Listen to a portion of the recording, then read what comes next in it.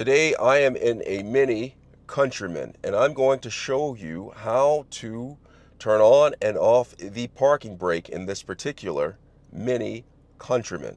All right, but before I get started, if you find this video helpful in any way, can you please give me a thumbs up as well as subscribe to my channel?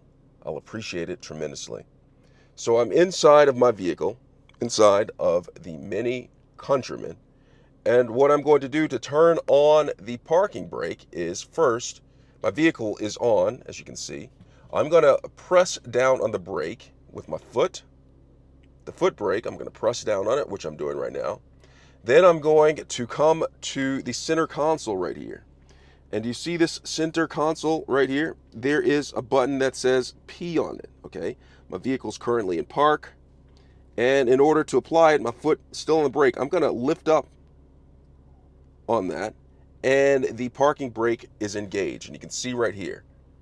Now I can do this also with the vehicle turned off the same way, but I cannot turn off the parking brake with the vehicle turned off. I have to turn it on.